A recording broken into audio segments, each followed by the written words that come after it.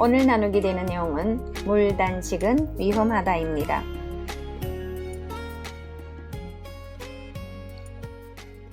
미국의 영양사인 폴 C. 브래그는 1967년에 단식의 기적을 통해 현재 우리가 먹는 모든 것이 모두 오염되었으니 단식을 통해 독소를 배출해야 한다고 주장했다. 이 책은 미국에서 매우 커다란 센세이션을 불러일으켰는데 1960년대라면 우리나라가 보릿고개를 넘느라 한창 고생할 때다. 하지만 미국은 식량의 대량 생산화 정책에 따라 먹고 사는 걱정에서는 벗어난 상태였다. 그러나 한편으로 무분별한 농약 살포를 감수해야 했는데 그로 인해 온갖 먹거리가 오염물질에 찌들어 있는 상황이었다. 16세였던 브래그는 이런 식품을 먹고 면역체계가 파괴된 경우로서 폐렴에 걸려 생사를 넘나들게 된다. 지금이야 어렵지 않게 고치는 병이지만 당시만 해도 폐렴은 매우 위험한 질병이었고 병원에서도 그를 포기한 상태였다. 다행히 그는 단식 전문가를 만나 기적적으로 병을 치유받게 되는데 그로 인해 단식 전도사가 된다. 그는 수시로 단식을 했고 단식 중에는 반드시 오줌을 받아 성분 검사를 의뢰했다. 하룻밤 오줌을 두면 뿌옇게 침전물이 가라앉는데 그 침전물의 성분을 검사하니 당시 농약으로 쓰이던 DDT가 다량 검출되었다고 한다. 그는 16일 가까이 단식을 시도하기도 했는데 그럴 때 배출된 오줌은 아예 DDT 덩어리였다는 것이다. 단식을 오래 하면 할수록 노폐물 배출이 더욱 많아진다는 것은 무엇을 말하는가? 단식이 길어질수록 인체는 더 많은 노폐물을 땔감으로 사용하게 된다는 이야기가 아닌가?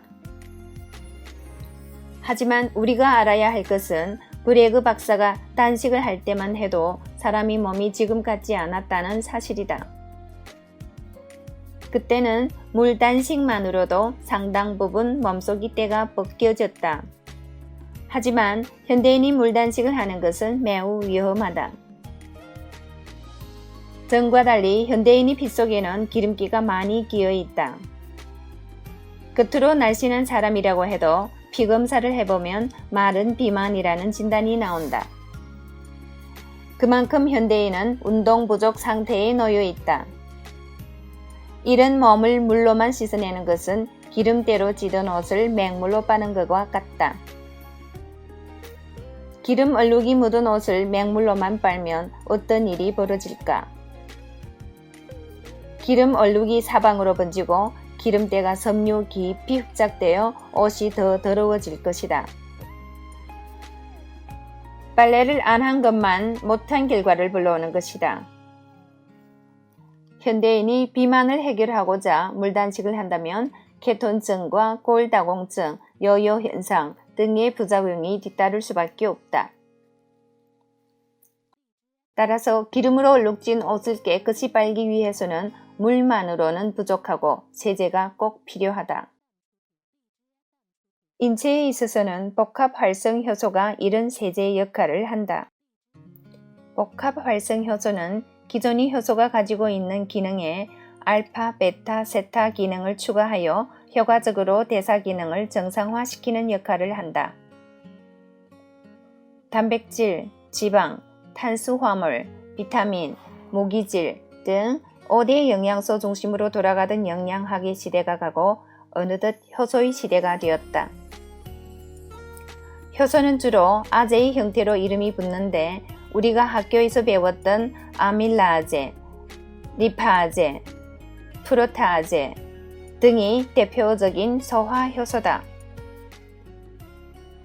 참고로 아밀라아제는 탄수화물을 분해하고 리파아제는 지방을 분해하며 프로테아제는 단백질을 분해하는 역할을 한다.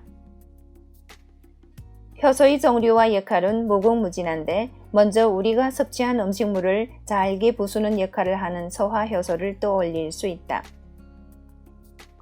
그 다음으로 소화효소가 분해시킨 음식물을 영양소의 형태로 흡수시킨 뒤 제외로 배설하는 일에 대사효소가 관여하게 된다.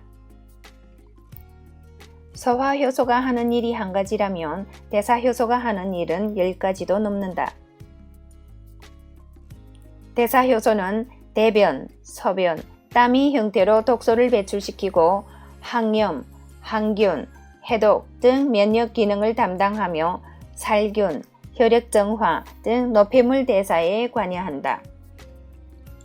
또한 인체를 구성하는 60 내지 100조 개의 세포를 만들고 망가진 세포를 복구하며 영양 과잉으로부터 몸을 보호하고 스트레스에 시달리는 현대인의 생체 기능을 유지시켜준다.